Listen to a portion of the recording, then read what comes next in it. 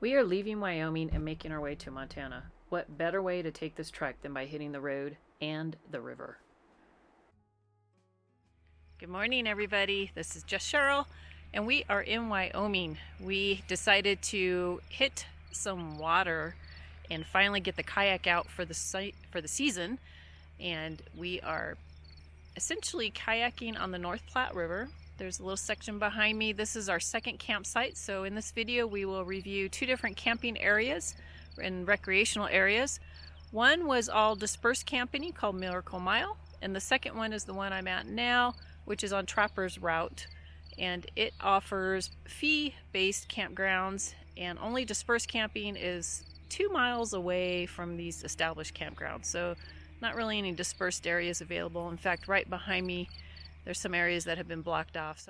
We have a short drive to the first recreation area, and we'll be passing by Seminoe Reservoir. A beautiful area and winding roads make for a scenic and interesting drive. So let's hit the road and go explore Wyoming's North Platte River.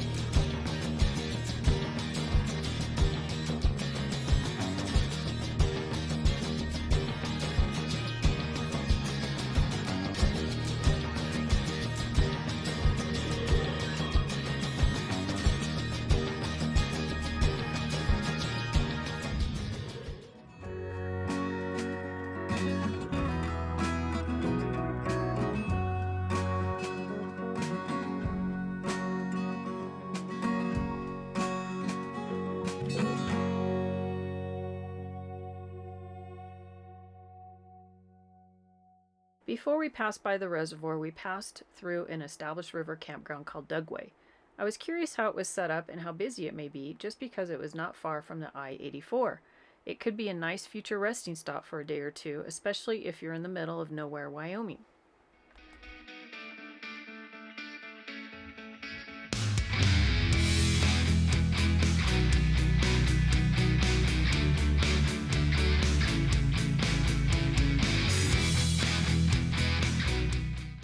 The Seminoe Reservoir in Wyoming is surrounded by red cliffs, mining area, and rolling hills. The dam was completed in 1939 and was the first in a series of reservoirs along the North Platte River. The Seminoe lands were named for an early 1800s French trapper. Seminoe is an Americanized spelling of his first name. The Seminoe Mountains were explored in the early 1800s for gold. Now it is coal mining, which is still active in the area.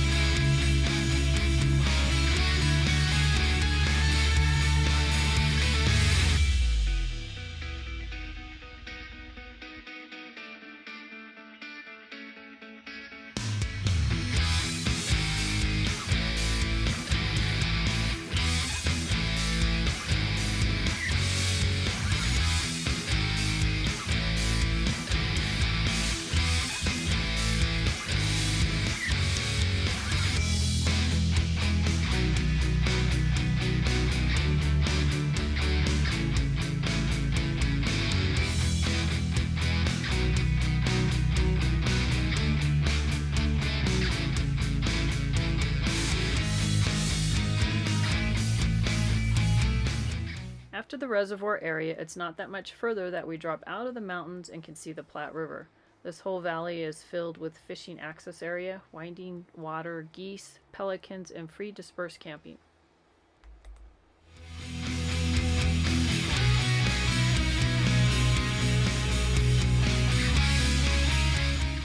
Camping is available on all fishing access sites, which also include tables and a vault toilet. We ended up selecting the third access site down the road, had lunch, and then took the Jeep out to scout both sides of the river. The ride was enjoyable, and we discovered a better option further down the river.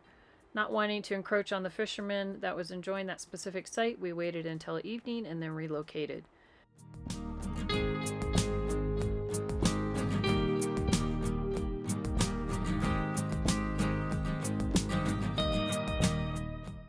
We liked that this was at the end of a side road and it had an easy area for us to use as the kayak's takeout point.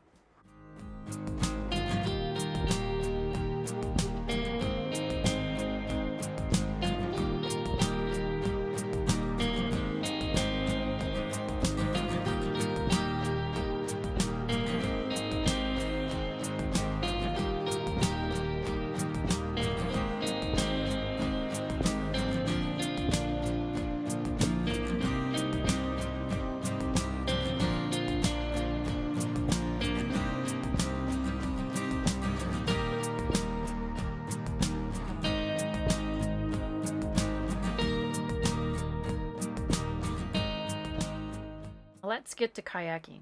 We set up and put in just before the Miracle Mile Bridge and plan to float into camp, which isn't visible on this map, but it is just below the bottom of the map.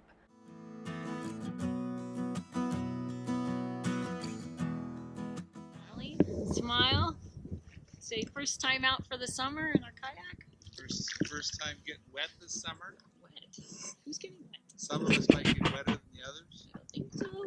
We were the only non-fishing boat on the water. Although busy, there was room to navigate around the drift boats. The water was low in places and flowed well in others. Being our first time out in over a year, we kept it simple and shorter than usual.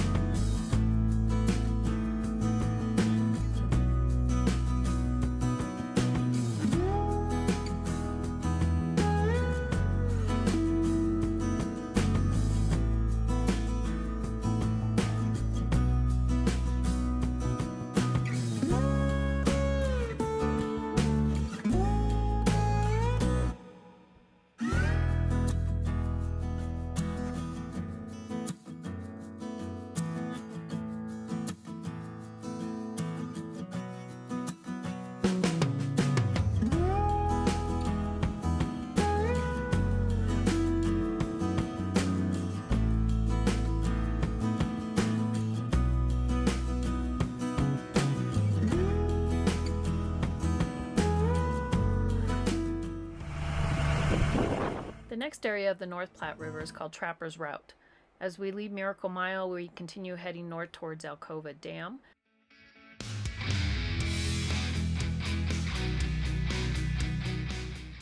This drive takes us around an hour, which passes quickly as we enjoy the landscape. And then it is time to start a new campsite hunt.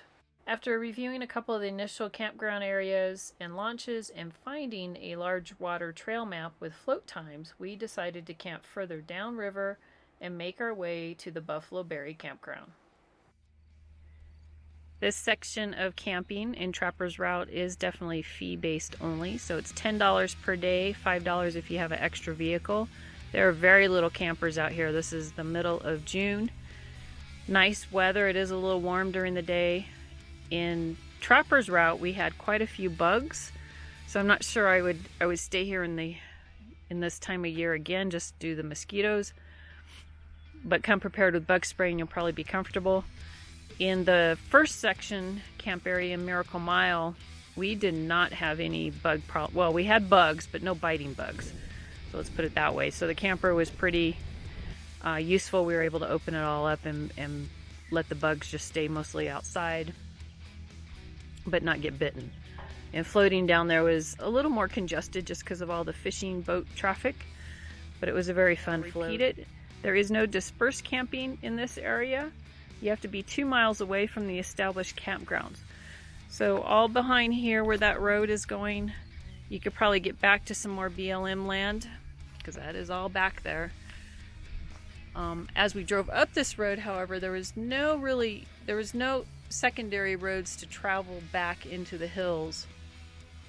So you do really have to get all the way up to Buffalo Berry Campground and then go beyond it, and then maybe you'll find camping, but we are not going to go explore that today. When you first drive into Buffalo Berry, this is what you see. So there's some campsites right here. There's only 4. Looks like this is the last one. And we are parked all the way down at the end, so I will show you that one. That one sits on the water. So campsite 4 and 3 are down at this end of the little loop. You have great access to the river right here to either drop in or just fish. Right up here is campsite number 1, and this is where we pulled in. Might be a little challenging though, because there's some huge old ruts in the spot, so it just depends on how much space you need if this is worthwhile. But look how awesome it is right next to the water. Just not so awesome because of the bugs, biting bugs.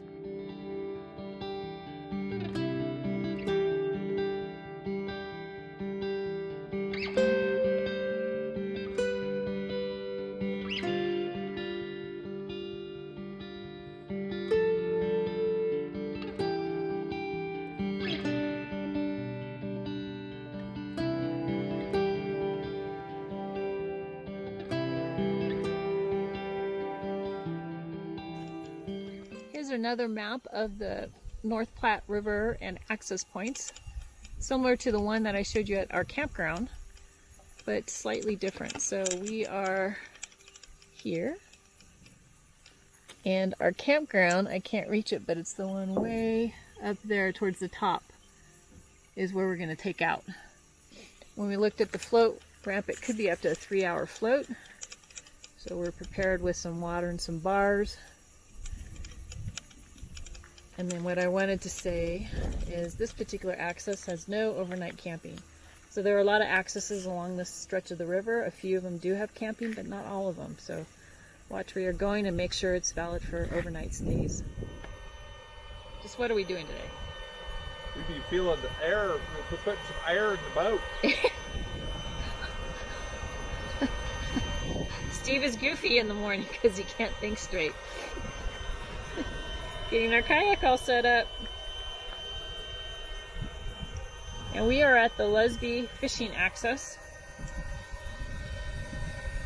Big parking lot for boats, trailers, and evidently our little Jeep.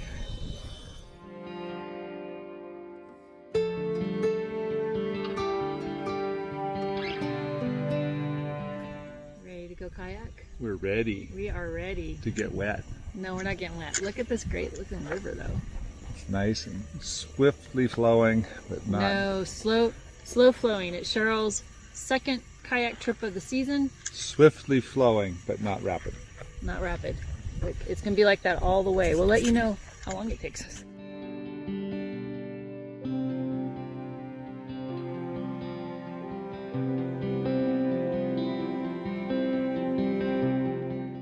Are you smiling?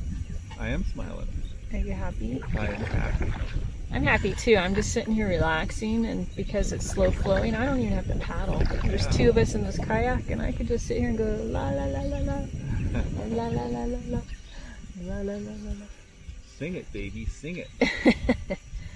Bring some music and you can do some karaoke. Oh, that would not go over well at all, trust me.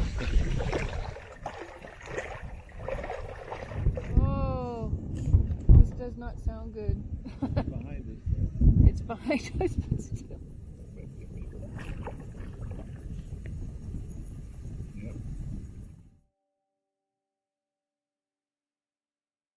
So we are trying to outrun that. What'd you say we are? About 2/3 of the way back to camp? Yeah. 2/3. This is the whole campground that's just before ours, and all the sites were on the river. It's pretty sweet. And then we just have to go around this last bend here, and then you'll see us. And we're getting rained on. Right, honey, are you getting rained on? Yes, we are getting rained on just a little bit. Enough to motivate us. Yeah.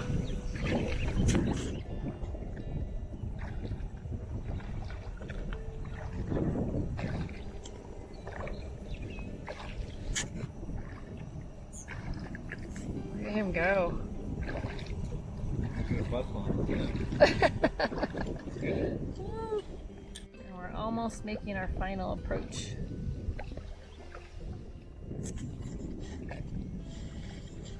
We're cutting in front of you here. Our parking spot's right there. We had a great time on both sections of the North Platte River. Fishing, floating, and kayaking all are great activities along these river routes. And with the numerous reservoirs, you can spend a lot of time enjoying the summer water life. We'd recommend either area for camping. Just keep in mind there is no cellular service in either area. There were bugs in both and many biting bugs north of the Alcova Dam.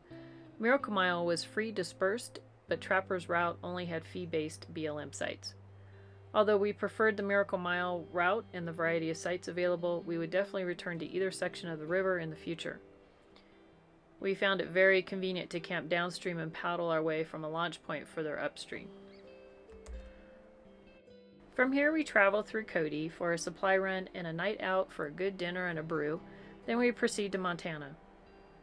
Until next week, thank you for joining us and checking out our custom camper and travels. We greatly appreciate hearing from you, especially getting questions on the rig. Click that thumbs up if you like the video, and please drop us a comment or question below. We'd love to hear from you. Don't forget to click the subscribe button to follow our rig projects, repairs, and updates along with our somewhat meandering travels in this new rig. We are here to share and inspire others who are building and traveling in RVs. We hope to see you out on the road, and good luck with your working and exploring.